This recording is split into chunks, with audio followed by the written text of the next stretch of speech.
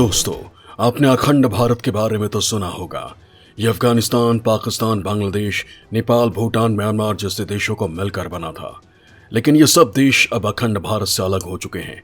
आज़ादी से पहले भारत से कुल 15 देश अलग हुए थे।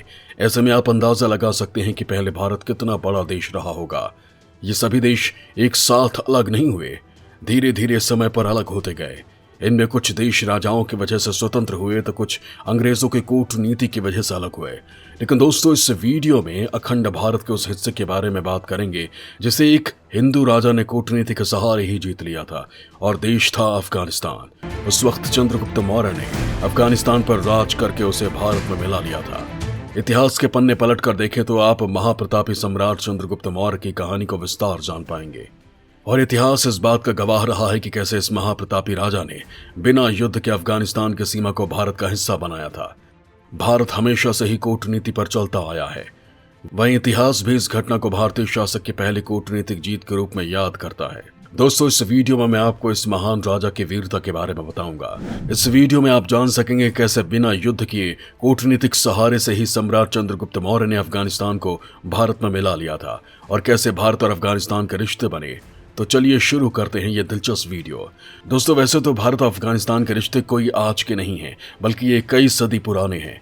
इतिहासकारों का कहना है कि यह रिश्ता महाभारत काल से है, जब कामधारी का विवाह भारत के राजकुमार से हुआ था, और उस समय ही अफगानिस्तान भारत में मिल गया था। उसके बाद भारत और अफगानिस्तान को सिंधु घाटी सभ्यता से भी जोड़कर देखा जाता है। उत्तरी अफगानिस्तान में बहने वाली नदी आमू दरिया में सिंधु कॉलोनी थी, जिसका प्रयोग व्यापार के लिए किया जाता था।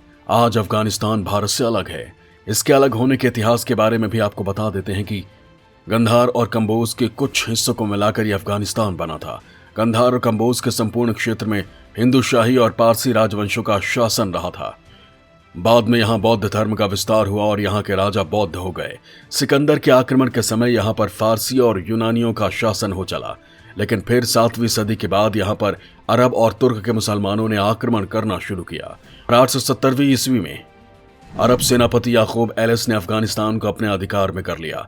हालांकि इसके खिलाफ लड़ाई चलती रही। बाद में यह दिल्ली के मुस्लिम शासकों के कब्जे में रहा और फिर ब्रिटिश इंडिया के अंतर्गत आ गया।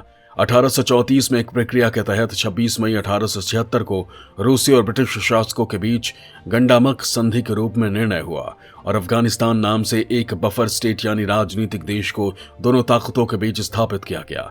इससे अफगानिस्तान यानी पठान भारतीय स्वतंत्रता संग्राम से अलग हो गए, और 18 अगस्त 1919 को अफगानिस्तान को ब्रिटिश शासन से आजादी मिली। दोस्तों, अभी तक अफगानिस्तान की धरती पर कोई भी कब्जा करने में सफल नहीं हो पाया है। लेकिन एक समय था जब भारत के सम्राट चंद्रगुप्त मौर्य ने बिना युद्ध के अपनी सटीक रणनीतियों के सहारे अफगानिस्तान को जीत लिया था और भारत की भूमि में मिला लिया था।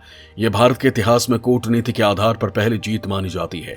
जस्टिन और ग्रीक रोमन इतिहासकार प्लूटार्क ने भारतीय शासक चंद्रगुप्त मौर्य और अलेक्जेंडर के बीच रिश्तों के बारे में बताया है। अलेक्जेंडर के सेनापति सेल्यूकस ने एक बार मौजूदा अफगानिस्तान, जो तब कंधार हुआ करता था, उसे जीत लिया था और पश्चिमी भारत की सरहद तक धमक दिखा दी। ग्रीक राजा सेल्यूकस को बहुत ही प्रतापी माना जाता था। सेल्यूकस की सेना भी विशाल थी। सेल्यूकस ने युद्ध का ऐलान कर दिया। चंद्रगुप्त मौर्य ने इस युद्ध के ऐलान को स्वीकार कर लिया और उन्होंने ग्रीक राजा के सामने शर्त रखी कि अगर वो युद्ध में पराजित हो जाते हैं और चंद्रगुप्त जीत जाते हैं तो वो राजकुमारी हेलेना से विवाह करेंगे और कंधार यानी अफगानिस्तान पर भी राज करेंगे। युद्ध शुरू हुआ और सेल्यूकस की सेना को कड़ी टक्कर मिली, जिन्हें मौर्य सेना ने हरा दिया था। शर्त के मुताबिक राजकुमारी हेलेना और कंधार को जीतने में भारतीय सम्राट सफल रहे। 305 ईसा पूर्व सेल्यूकस ने चंद्रगुप्त मौर्य को अफगानिस्तान सौंप दिया। इस जंग के बाद मौर्य वंश और प्राचीन ग्रीक साम्राज्य के बीच कूटनीतिक रिश्ते बन गए थे। दोस्तों, चंद्रगुप्त मौर्य के गुरु आचार्य चाणक्य ने हमेशा से ही अपने शिष्य के कामयाबी के बारे में सोचते नजर आए थे। कहा जाता है कि उन्होंने चाणक्य नीति किताब में शासन करने की ऐसी कूटनीति लिखी थी जिसका पालन मौर्य राजवंश द्वारा किया जाता था। इसी नीति के तहत चंद्रगुप्त मौर्य ने ग्रीक राजकुमारी हेलेना से शादी की और अफगानिस्तान पा लिया था। इतिहासकारों का कहना है कि ग्रीक साम्राज्य ने कंधार के अलावा अफगानिस्तान के दूसरे इलाके और भारत पर चंद्रगुप्त का शासन स्वीकार कर लिया था। इसी दोस्ती के चलते चंद्रगुप्त ने महावतों के साथ 500 हाथी, मुलाजिम, कुछ सामान और अनाज यूनान, जिसे अब ग्रीस कहते हैं, वहां पर भेज दिया था। यूनान के राजदूत मेगास्थनीज को मौर्य के दरबार में नियुक्त किया गया था। दोस्तों, यहाँ आपको बता दें कि मेगास्थनीज ने चंद्रगुप्त के कार्यकाल पर किताब इंडिका लिखी थी, जो बहुत लोकप्रिय हुई थी। इस किताब में ही उस समय की सारी जानकारी मौजूद है। चंद्रगुप्त मौर्य के पोते महान सम्राट अशोक ने भी अफगानिस्तान पर शासन किया था। सम्राट अशोक की बदौलत ही अफगानिस्तान में बौद्ध धर्म का प्रचार और प्रसार हुआ था। अशोक के शासनकाल में अरमिक और ग्रीक दोनों भाषा अफगानिस्तान के इन इलाकों में बोली जाती थी।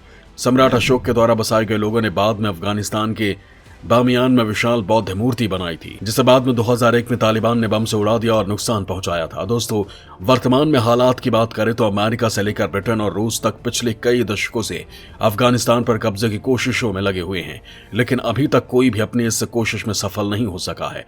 अब तालिबान फिर से इस देश पर हावी हो गया है और उसने अपना कब्जा जमा लिया है। पूरे देश में दहशत और डर की स्थिति है। अफगानिस्तान की आम जनता बेहाल है। महिलाओं और बच्चों का सबसे बुरा हाल है। दुनिया के अलग अलग देश अपने हिसाब से तालिबान की इस हरकत को जायज नाजायज ठहराने में जुटे हुए हैं, लेकिन अब तक दुनिया के किसी भी देश ने अफगानिस्तान में शांति बहाली के कोई प्रयास नहीं किए हैं। इस वक्त तालिबान ने जिन हिस्सों पर कब्जा किया है वो इतिहास में कंधार का इलाका हुआ करता था। उस समय कंधार की राजधानी तक्षशिला थी। वर्तमान समय में तक्षशिला पाकिस्तान के पंजाब प्रांत के रावलपिंडी जिले में स्थित है। पुरातात्विक स्थल इस्लामाबाद और रावलपिंडी से लगभग 32 किलोमीटर उत्तर पूर्व में स्थित है। जहां तक चंद्रगुप्त मौर्य की बात है तो शुरुआत में उन्हें भी इस इलाके में कई बार हार का सामना करना पड़ा था, लेकिन उन्होंने कंधार पर विजय के लिए तक्षशिला को ही केंद्र बना लिया था। इस इलाके में कई बार हार मिलने के बाद चंद्रगुप्त मौर्य ने बेहद होशियारी से कूटनीति के दम पर इस इलाके में विजय हासिल की थी। जहां तक कंधार पर विजय की बात है तो इतिहास में कई ऐसे साक्ष्य मिलते हैं जिसके आधार पर कहा जा सकता है कि ग्रीक साम्राज्य ने चंद्रगुप्त के सामने सरेंडर कर दिया था और कूटनीतिक समझौता करना ही मुनासिब समझा था। अफगानिस्तान भारत का एक अहम अंग हुआ करता था। इसमें हिंदू राजा का राज था। बाद में इसे एक राजा ने सिकंदर को सौंप दिया, जिसके बाद इसमें अरब के मुसलमानों ने आक्रमण करना शुरू कर दिया और धीरे धीरे इस्लामी देश बन गया। इस समय अफगानिस्तान में एक भी हिंदू आबादी नहीं है। जहां तक अखंड भारत की बात है तो अंग्रेजों के आने से पहले भारत एक बहुत बड़ा देश था, लेकिन आक्रमण और युद्धों के चलते देश का विघटन होता चला गया और ये अलग अलग देशों में विभाजित हो गया। इतना ही नहीं, आजादी के समय भी भारत से कई देश अलग हुए, जैसे पाकिस्तान और बांग्लादेश। हालांकि इससे पहले भी भारत कई बार टूट गया था। इतने देश अलग होने के बावजूद भी भारत दुनिया के 10 सबसे बड़े देशों में आता है। ऐसे में आप अनुमान लगा सकते हैं कि भारत कितना शक्तिशाली देश है। वहीं अफगानिस्तान को लेकर आज के हालात की बात करें तो दुनिया भर के एक्सपर्ट अफगानिस्तान के मसले पर अमेरिका की नाकामियों को गिनाने में जुटे हैं। उनका कहना है कि 20 साल तक अफगानिस्तान में रहने के बाद भी अमेरिकी फौज, अफगान सरकार और यहाँ की फौज को इतनी ताकत नहीं दे पाए कि वो तालिबानियों का सामना कर पाए। तालिबान के मसले को सुलझाने के लिए एक्सपर्ट अपने हिसाब से सुझाव भी दे रहे हैं, लेकिन फिलहाल कोई हल नहीं निकल पाया है।